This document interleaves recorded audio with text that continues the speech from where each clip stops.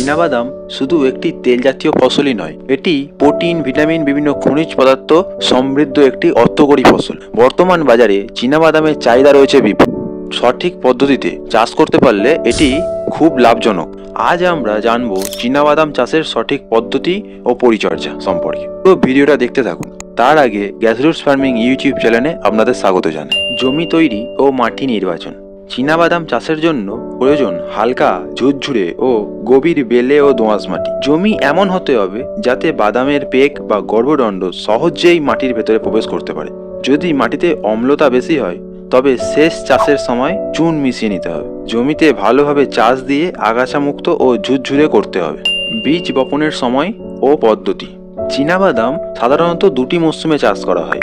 একটা হলো খারিফ মরশুম অর্থাৎ এপ্রিল থেকে জুন মাসে, এবং আরেকটি হলো রবি মরশুমে আশ্বিন থেকে কার্তিক মাসে অর্থাৎ অক্টোবর মাস থেকে স্টার্ট করা হয়। সারিতে বীজ বপন করতে হয়। সারি থেকে সারির দূরত্ব 30 সেমি আর একটি সারিতে গাছের দূরত্ব থাকবে 15 সেমি। জ্যোতি, কুশল, চন্দ্র, চিত্রা, বিক্রম ইত্যাদি উল্লেখযোগ্য ভ্যারাইটিগুলো চাষ করতে পারলে প্রচুর পরিমাণে ফলন পাওয়া যায়। চীনাবাদাম গাছের একটি বিশেষ বৈশিষ্ট্য হলো ফুল গাছে ফুটলেও ফল হয় মাটির নিচে। ফুল থেকে একটি গর্ভদণ্ড বা পেক বেরিয়ে মাটিতে ঢুকে বাদামের ফল তৈরি করে। সার প্রয়োগ পদ্ধতি।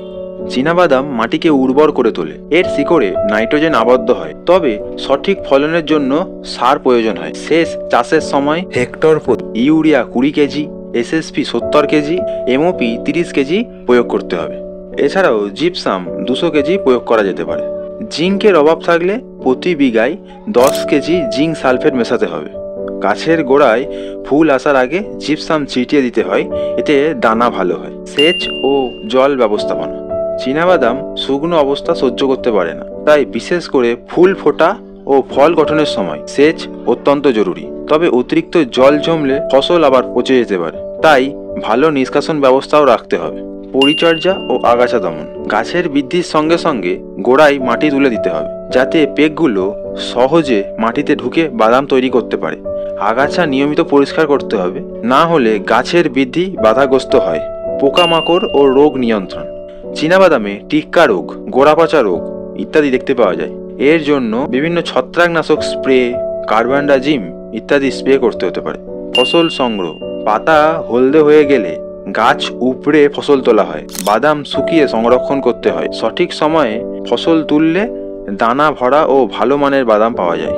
চীনাবাদাম শুধু একটি ফসল নয়, এটি কৃষকদের আয়ের একটি বড় উৎস। সঠিক জাত, সার ও পরিচর্যা করলে বাংলার কৃষকেরা চীনাবাদাম চাষ করে ভালো লাভবান হতে পারবেন।